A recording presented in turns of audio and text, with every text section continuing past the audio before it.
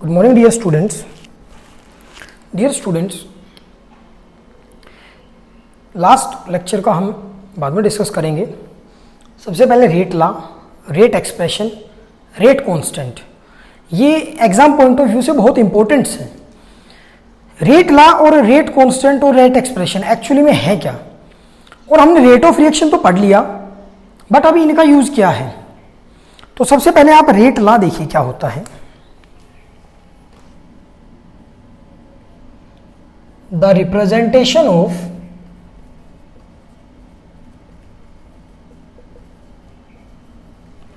rate of reaction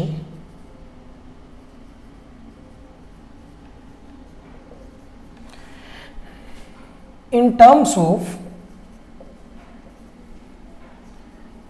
molar concentration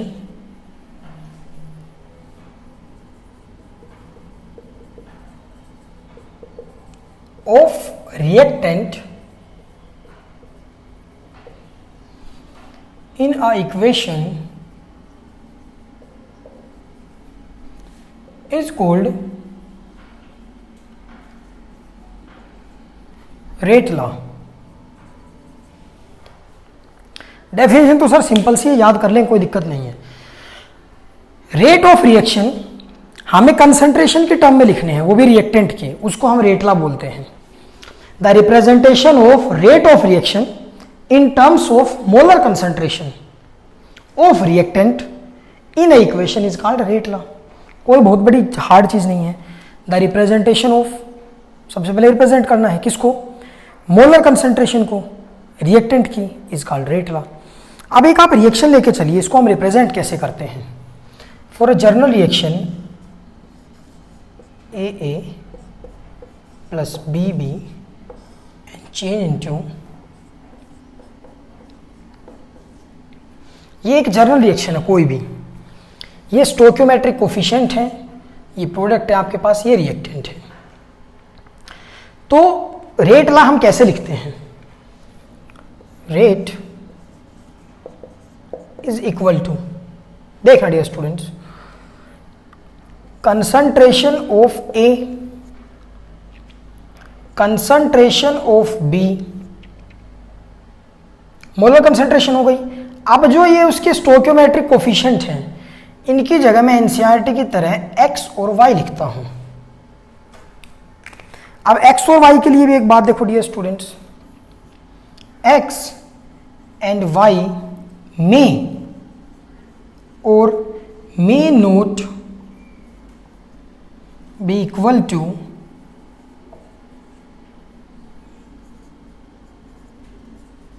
stoichiometric coefficient।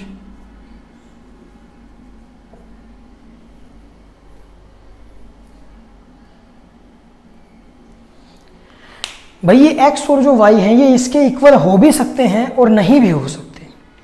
Sir अभी तो आपने लिख दिया, इसका फिर मतलब क्या हुआ। डियर स्टूडेंट्स, जो एक ये रेट लॉ जो किसी भी रिएक्शन का हम प्रेडिक्ट करते हैं, ये हम डायरेक्ट कोई भी रिएक्शन लिखिए उसको देख के नहीं बता सकते हैं। हम थ्योरेटिकली किसी भी रिएक्शन को देख के उसका रेट लॉ नहीं बता सकते हैं। डियर स्टूडेंट्स, हमें उस रिएक्शन की प्रैक्टिकल वैल्यूज पता करनी पड़ेंगी, मींस प्रैक्टिकली हमें सोल्व करना पड़ेगा अगर किसी भी रिएक्शन का हमें रेट लॉ बताना है तो।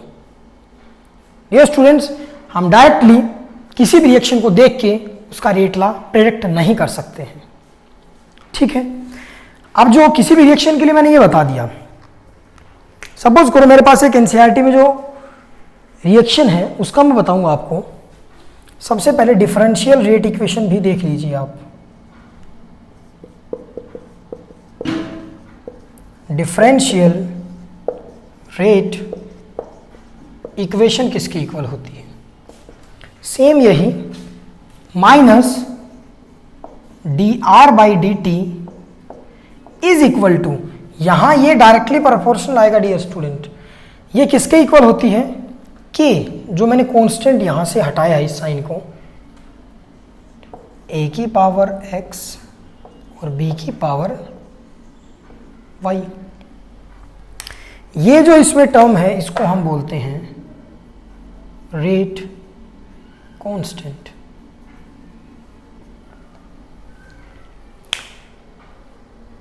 This is rate constant, this is rate law expression, ये बताया है, and this is rate law.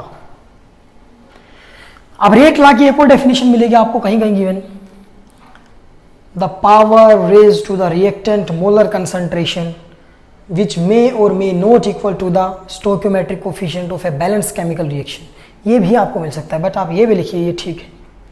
अब एक जो एनसीईआरटी बुक में रिएक्शन गिवन है,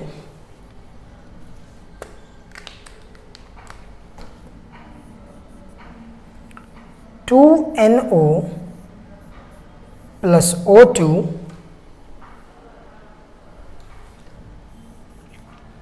2NO2, इसका रेट ला पूछा गया है आपसे, तो आप कैसे लिखेंगे?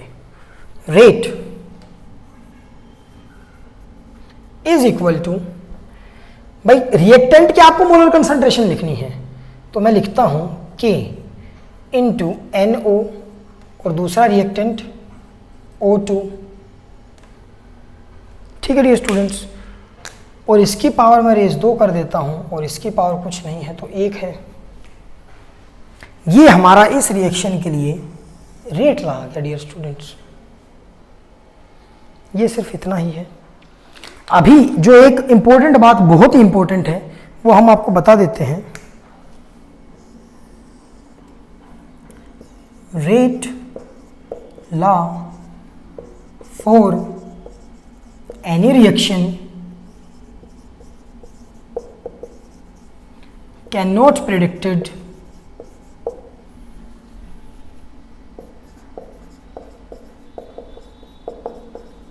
by looking at reaction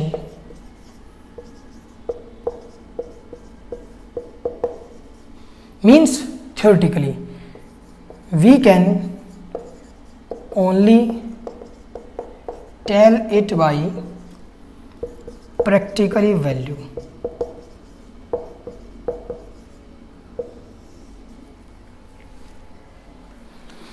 ठीक है डियर स्टूडेंट्स, रेट लॉ का एक्सप्रेशन हो गया, रेट लॉ हो गया, किसी भी जनरल रिएक्शन का हम फाइंड आउट कैसे करेंगे, और एक एग्जांपल और रेट लॉ के बारे में एक अच्छी बात है।